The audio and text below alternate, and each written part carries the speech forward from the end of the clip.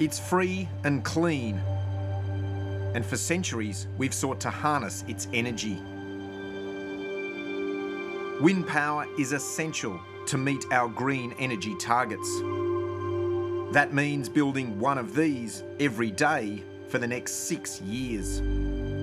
But we're failing badly. We're not even halfway there. Are we on track to meet our 2030 targets? As it stands now, no, we're not.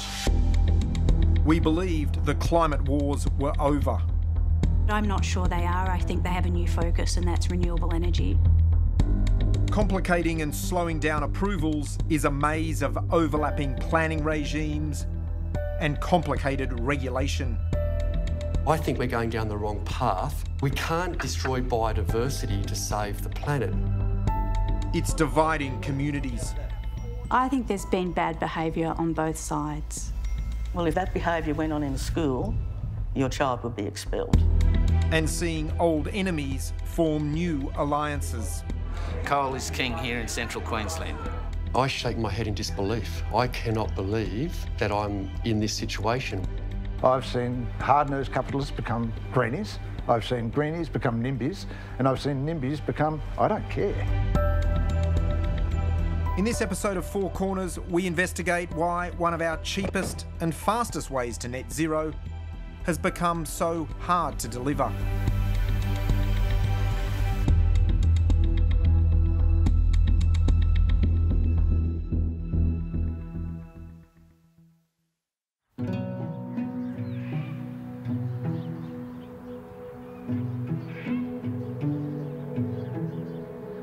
In the old gold mining town of Nundle, nestled in the New England tablelands, plans for a wind farm began 14 years ago.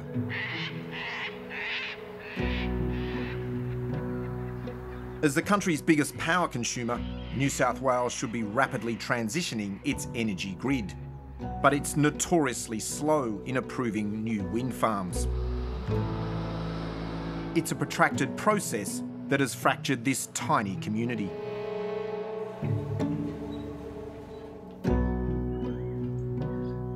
Jim and Sue Robinson own much of the country in the hills above Nundle. They thought it was a good place to build a wind farm. It is behind that ridge line. But it was just an idea I thought of when I ride my horse around mustering cattle, mate. My hat used to blow up all the time till I figured out to tie a bit of string around it.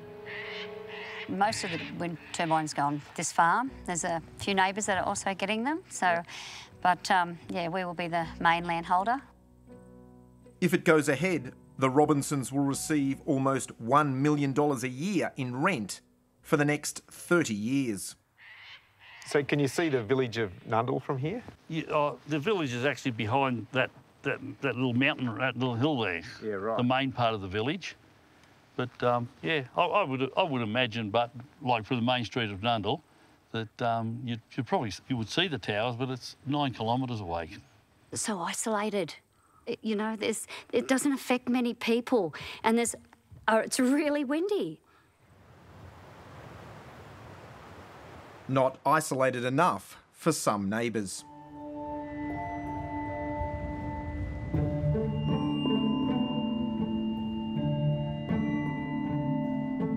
So looking straight there, where you can see where there's, it's been cleared on this side, along the top of that range there, that's where the proposed turbines are for. And then Ian Worley is one of those neighbours. And then they will come from there, come right around and around the back there. So if you can see the trees up there, you'll certainly see something that's about 15 times taller than that. He's firmly in the no camp. Is that your sign? Yes, it is. That's one of them. That was the best I could come up with at the time. So, What's been the effect on the local community? Massive. It's like close to destroying a community. Nundle was a really cohesive community. People worked together. People wanted to work together.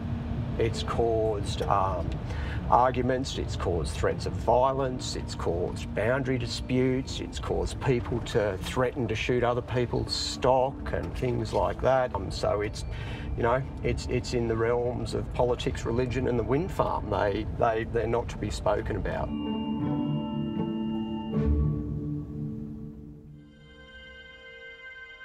Just down the road is one of the families most affected.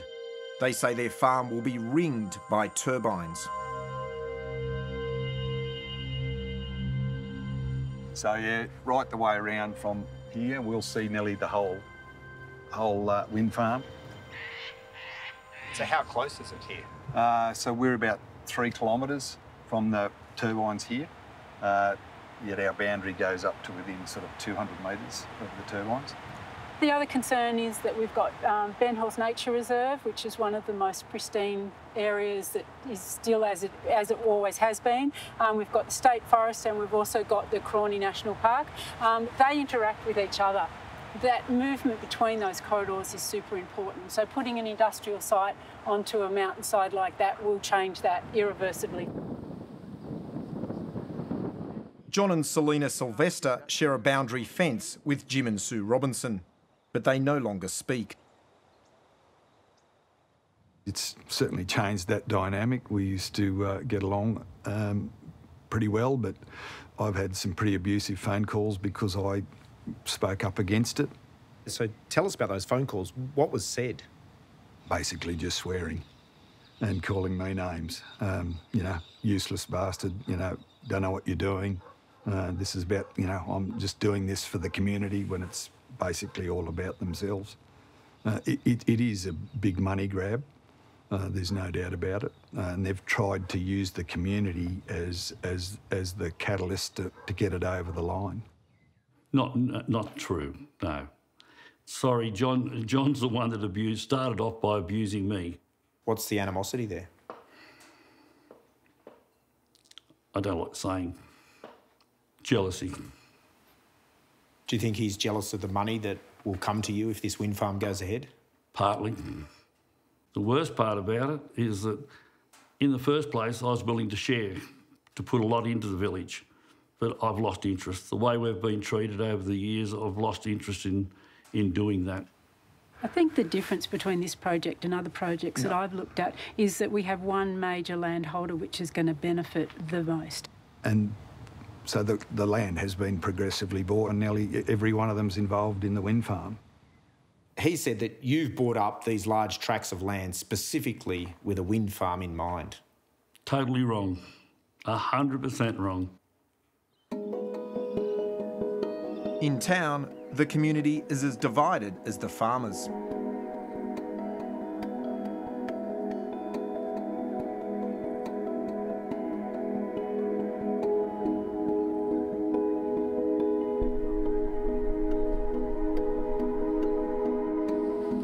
Sure, yeah, there's people I don't feel comfortable talking to anymore because what is there to say? Megan Trousdale runs a high-end homewares shop and is among the most vocal opponents of the wind farm. Would you like a little bag like this? Look, it's a very small town, and when there's conflict, you know, you have to run into people every day. You know, you're running into people at the post office. When you're buying your milk, it's unavoidable. Is it awkward? Yes, it's awkward. I do have empathy for the people that are opposing the wind farm. I just disagree with them. I think it's too important. At the other end of the main street, cafe owner Andrew Brown is in the yes camp. What's their main concern? The visual amenity. I think it purely comes down to that they like their views, which are sensational views, and in their opinion it'll be detracted by. I don't think so. I think wind farms themselves are a technological marvel, and I don't find them ugly. I remember my husband sort of, going to our back window of our house and just looking at the range and saying, well, that's where it's going. So as it was assessed, there would be 14 turbines visible from our house. Is it visual amenity that is the main issue here? The main issue here is environmental. You know, you've got issues to do with soil stability, you've got issues to do with water catchment, you've got neighbouring national parks, you've got steep country, you've got missing information on access roads. There's a lot of issues before visual.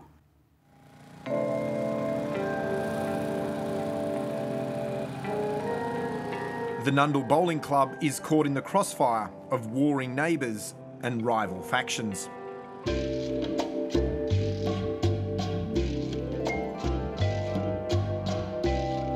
The club's been here since 1957.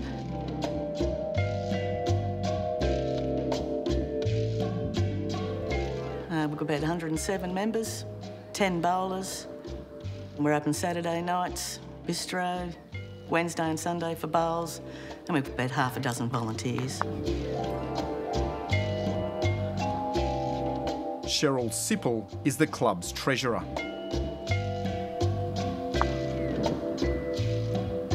We all do the green. Present, I mow. My Uncle Max helps. Bad luck. So that saves the cost of paying somebody. It's the only way you can do it.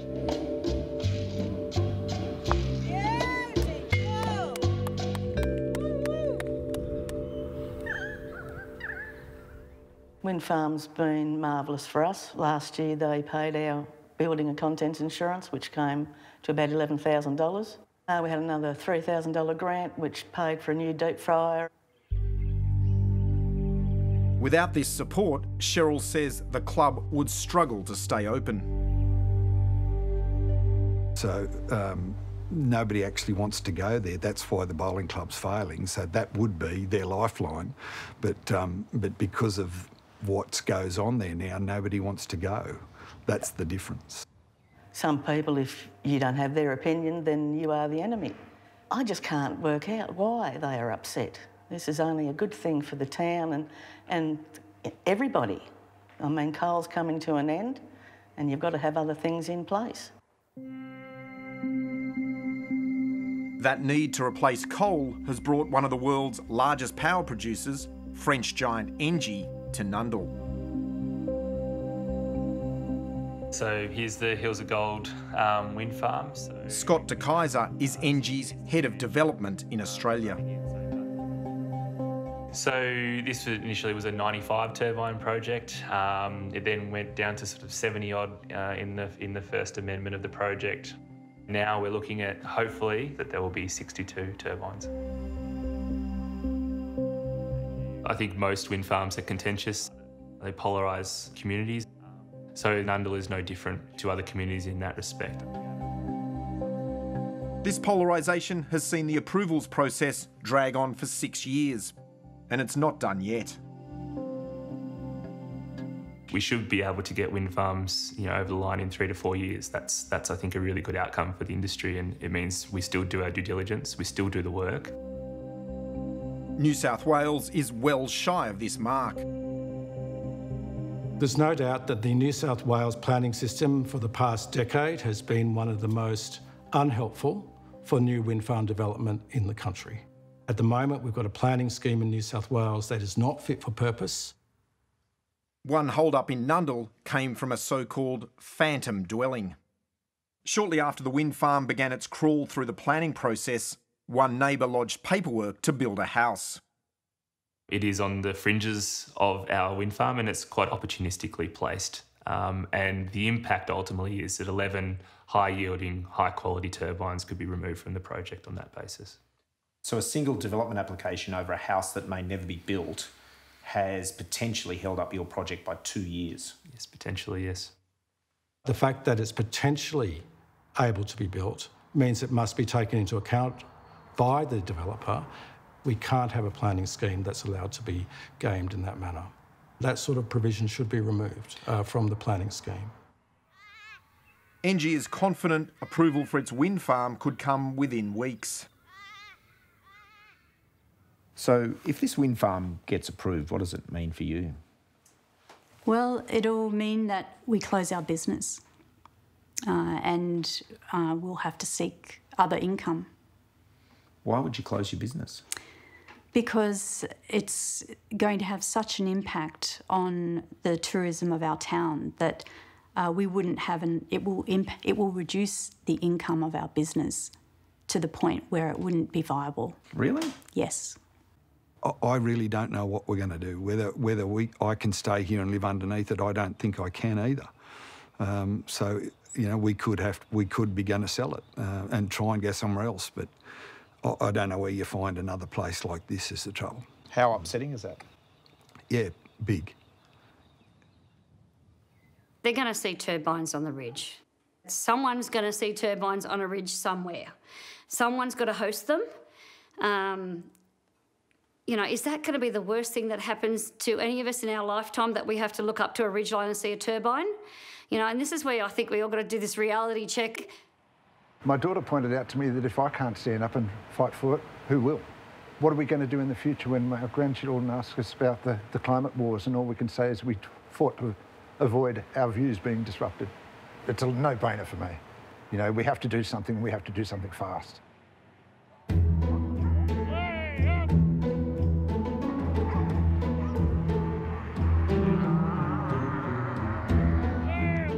For Jim and Sue Robinson, work on the farm continues.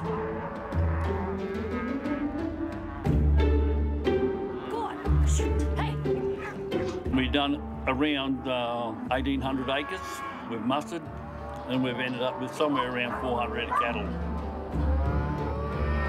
It's not easy work, but it's enjoyable work.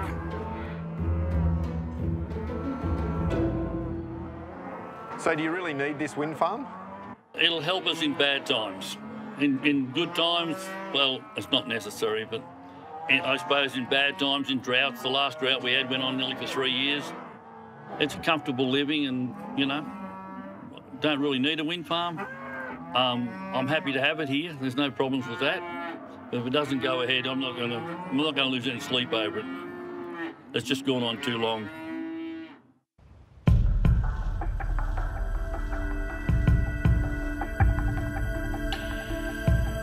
At the other end of the planning spectrum in Queensland, the state government has introduced special regulations to fast-track wind farms. Developers have moved in, often proposing projects in environmentally sensitive areas. This can trigger federal government intervention, once again slowing the process down.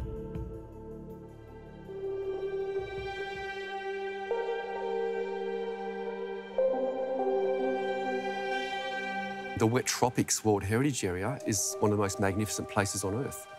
It's one of the most highly biodiverse places on Earth. For me, it's a spiritual place. It's a place that we need to treat with respect.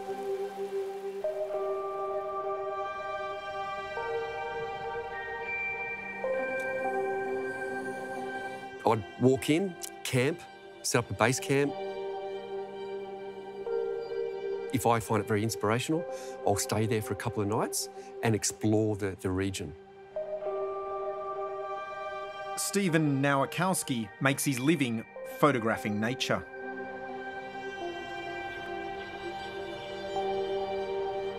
He's a lifelong environmentalist, now campaigning hard against wind farms being built in the forests of Queensland.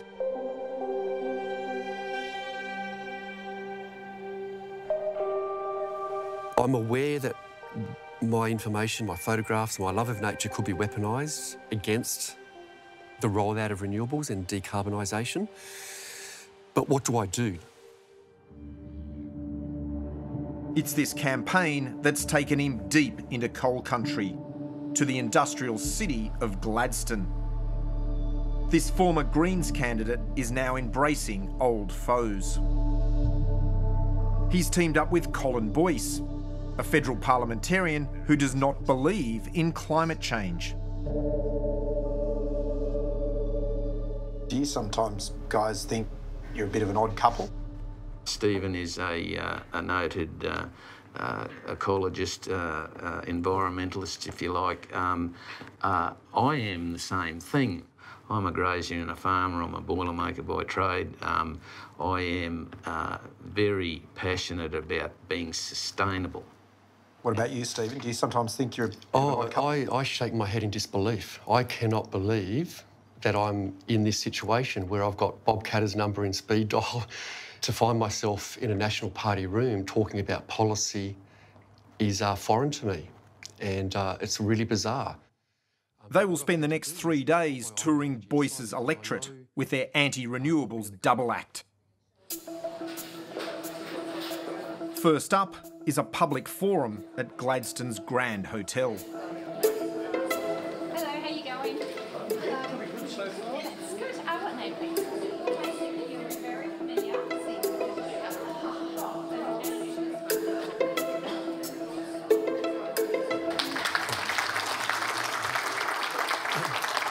So thank you, Colin, and thank you everyone for attending tonight.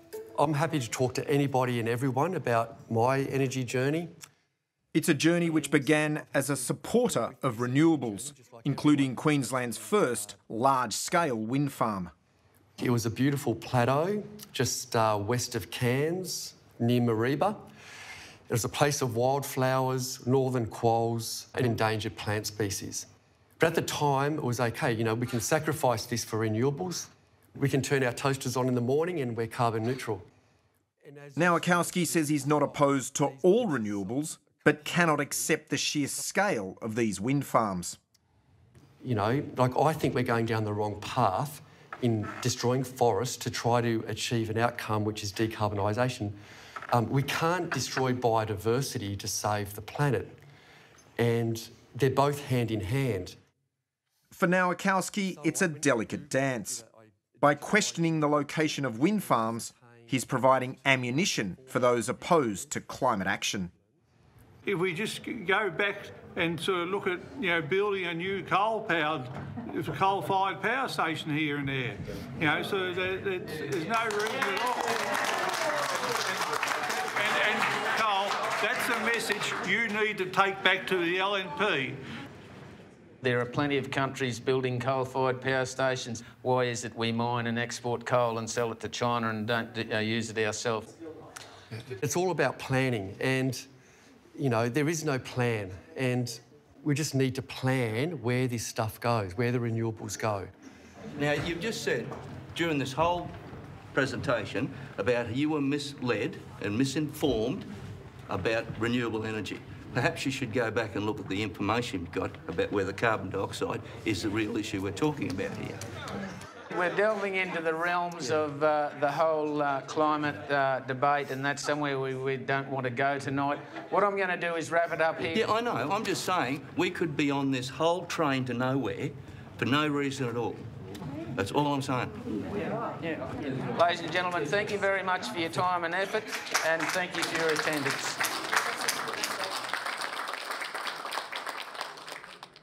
One thing that seemed to be quite clear was that people agreed that there was actually a big future for coal.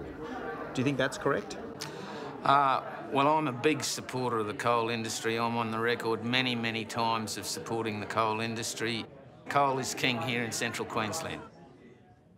Can I tell you some of Colin's views?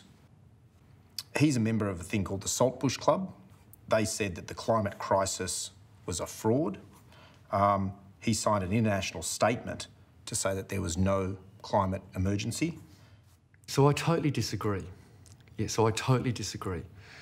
But I'm on this roadshow to show Australians what's involved in trying to achieve net zero with 100% renewables. Is it that you oppose renewable energy, or are you concerned about destruction of native habitats, biodiversity? I have concerns in both areas. As we've seen in that presentation tonight, the environmental damage, the damage to flora, fauna, the footprint that these have, the industrialisation of what is literally high-value wilderness, if you like. Do you think Colin cares about the frogs and the owls and the birds? No, and there's many politicians that don't. I guess the concern is, are you providing cover for those who argue that no action is required on climate change. Isn't that your concern? It's a grave concern. Yeah. So it's a grave concern.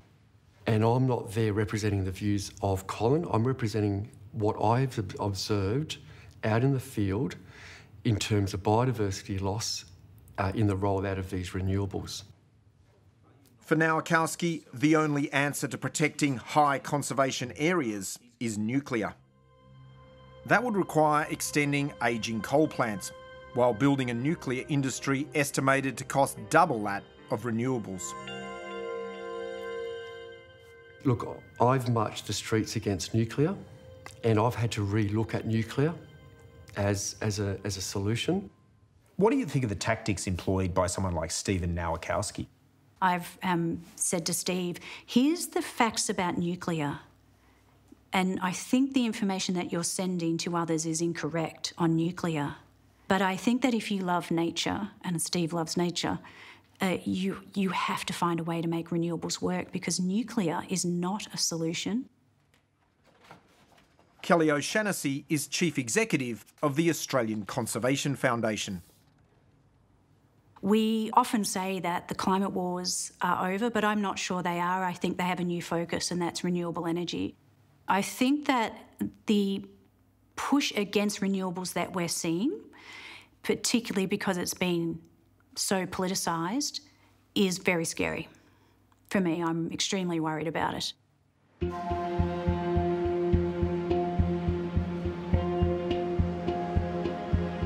Those politics are also playing out inside the conservation movement.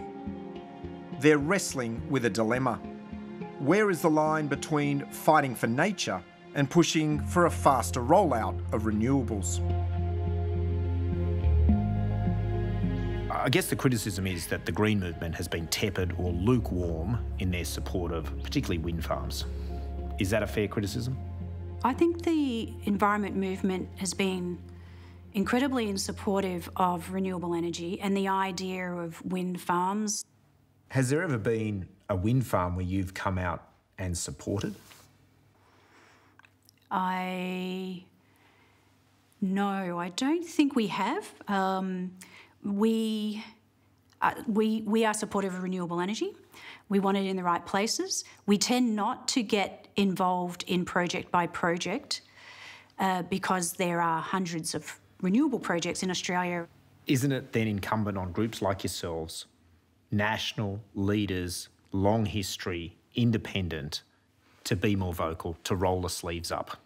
And that's what we're doing, absolutely, on coming out of the corners and trying to find solutions to make sure that we are putting renewables in the right places and that nature is protected. That is what we're working on.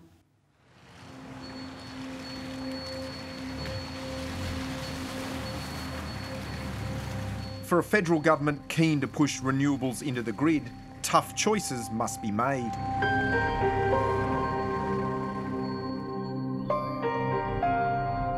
It approved the Lotus Creek wind farm in 2022 with conditions, despite the presence of 5 threatened species. Stephen Nowakowski filmed this on a visit to the site. Yeah, so we've just pulled over by the side of the road. Lo and behold, a koala. This is Lotus Creek. Beautiful, beautiful intact forest. Stunning native grasses. Yeah, look at the beautiful orchids up here in the trees, in the ironbarks. Look at that. It's just beggars belief. Absolute insanity. This should be a koala national park, not a fucking wind farm. And we're going to carve it up for green renewable energy. This is just fucking insane. So, waiting for the dozers to arrive, and once they're here, I can never ever come back here.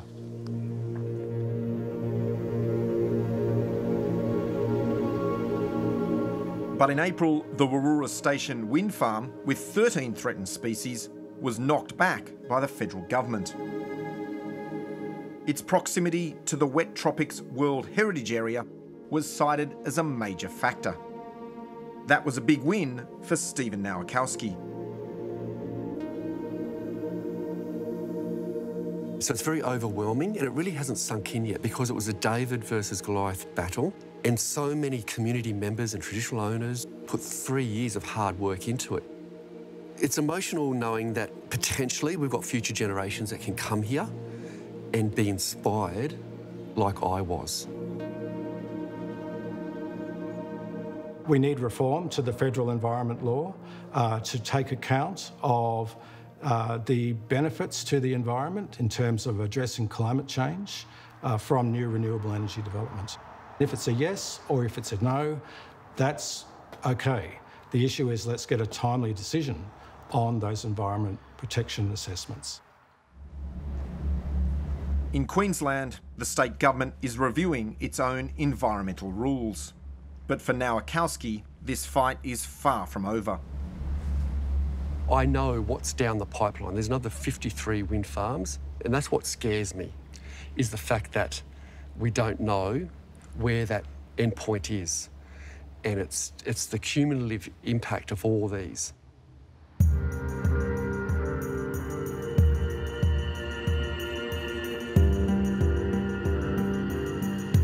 In the ocean 130 kilometres south of Perth, a new industry is being planned.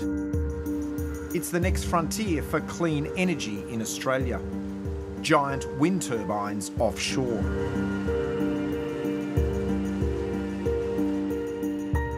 They provide a larger and more reliable energy source and will help get Australia the last mile to net zero by 2050. The federal government oversees much of the planning process here.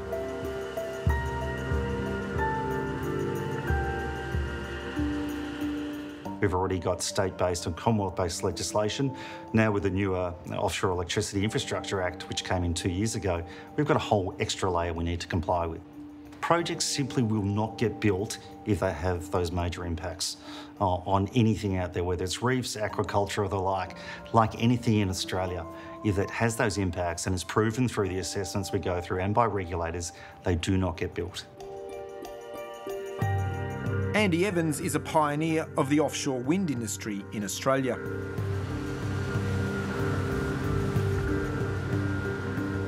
He's co-founder of OceanX, a company vying to build projects off the east and west coasts, each worth more than $10 billion.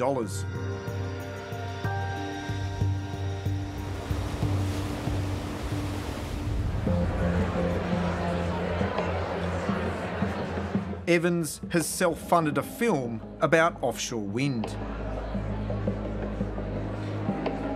I'm Andy Evans, and this is Planet Wind.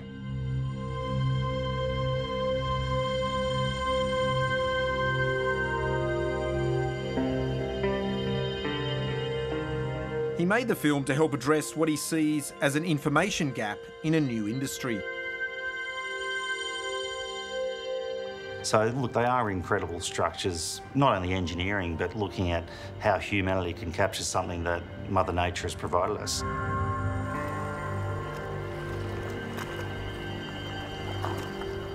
Once you do actually go out amongst an offshore wind farm, at first you're blown away about how large and majestic they are. That's my perception of it. And then after 5 minutes, you're like, why aren't we doing this more often? They do sit out there, they're large capturers of electricity and energy. Look, seeing staff out there operating and maintaining them is incredible as well. Offshore wind was supposed to come with fewer community conflicts. So offshore wind was seen as a real way of freeing up, I suppose, a lot of what you call the human issue. If they are out to sea, less visible, you won't hear them, and it's a much stronger energy resource.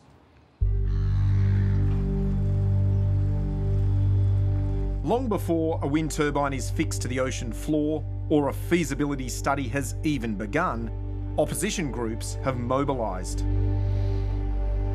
Nah, it should be a good day. There's not much wind and, yeah, shouldn't be too much swells. Kyle Treloar is a Bunbury local and diving enthusiast. He worries the project will destroy the marine environment here. Hopefully get some good footage and, yeah, show some coral that's kicking around out there.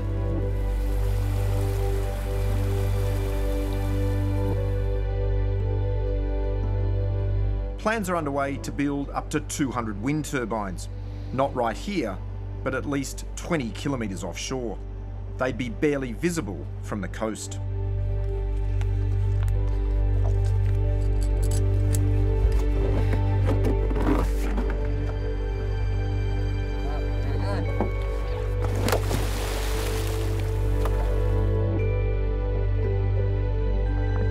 It's actually a phenomenal reef that's basically off our coast through here.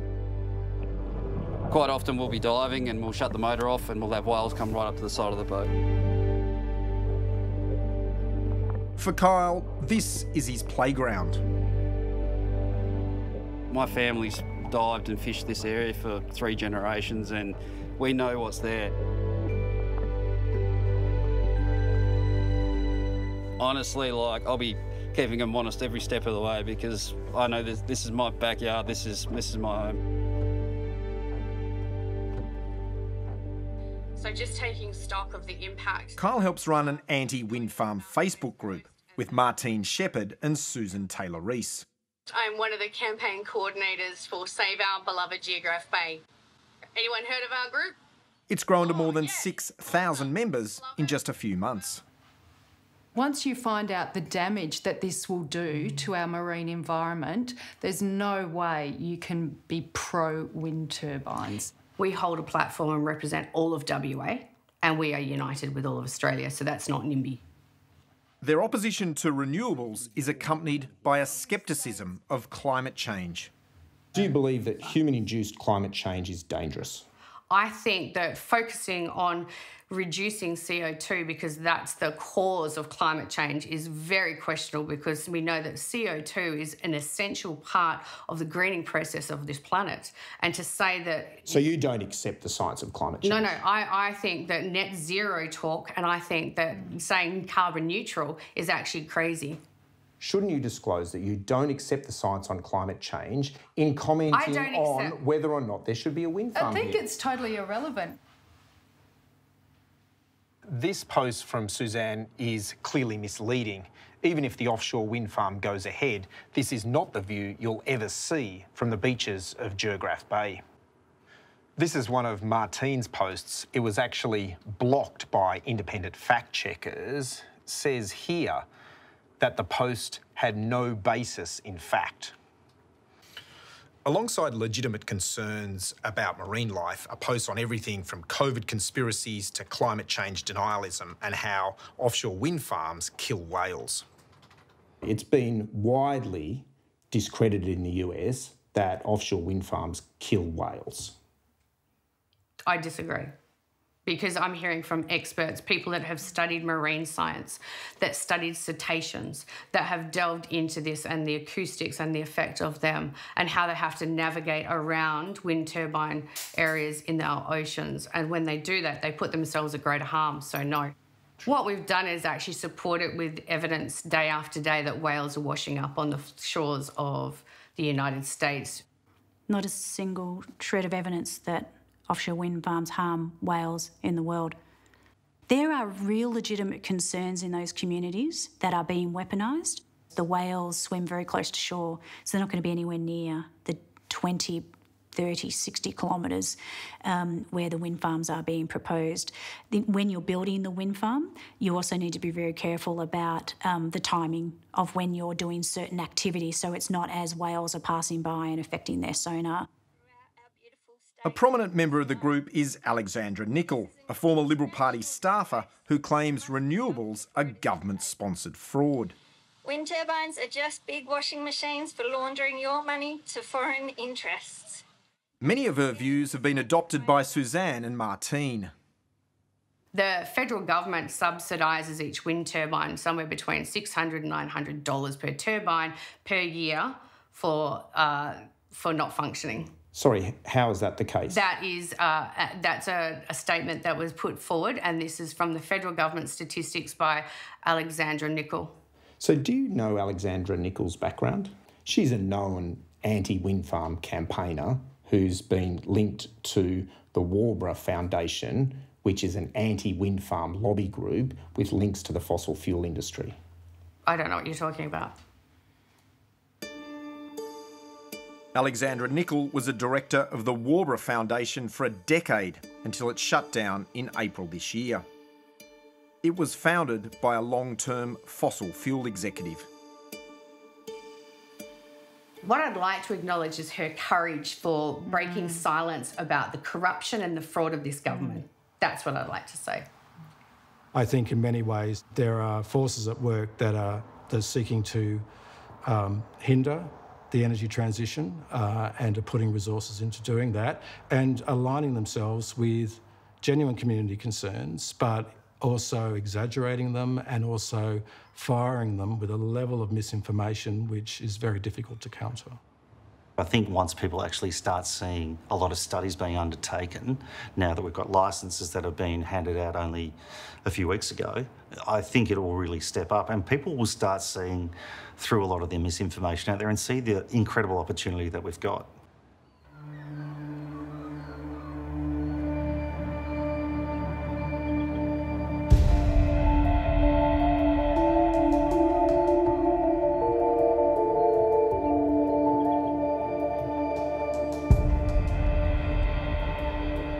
This is one of Australia's newest wind farms, near the tiny settlement of Rye Park in southwestern New South Wales. After more than a decade, it's almost finished. Grazier Paul Kavanagh has 4 turbines on his property.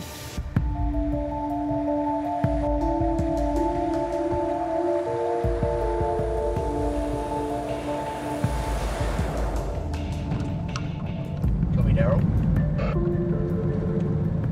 Yeah, Paul here. We're going to head out to the wind farm today.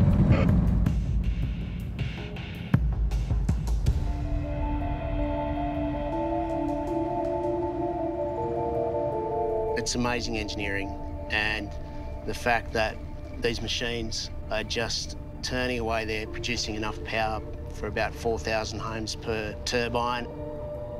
There's no continual traffic of coal feeding a mine, or there's no worries about any pollution, or there's no nuclear waste. It will provide a group of 22 landholders as much as $40,000 a year for each turbine on their land.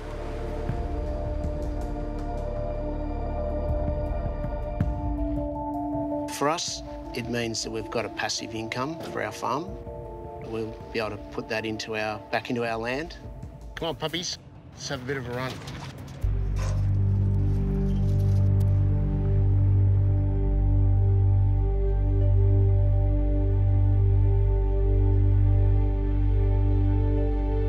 What's the country like around here? The country around here is low productivity, basically. It's grazing only at best. I mean, you can see here that the soil, that was only like half a metre of, less than half a metre of soil. Yep. So it's not soil. Yeah. It's just rocks, basically, yeah. I think this is a perfect use for this land.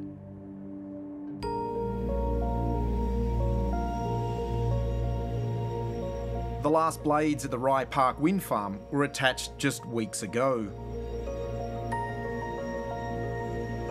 Right now, wind provides 11 gigawatts of our power needs. This will need to more than triple by 2030.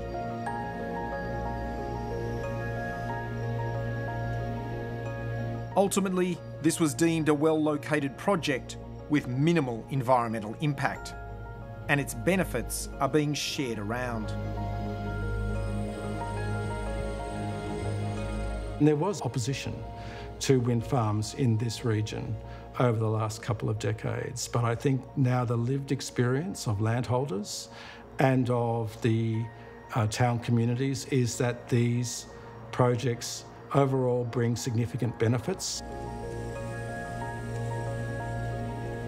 But it's taken too long. I guess the hard bit is the 10 years beforehand of jumping hoops, the company having to jump hoops to get through regulations and to tick every box and then have the goalposts move on them several times as well. Just knowing that this could be up and running many years ago, but it just faced a lot of hurdles.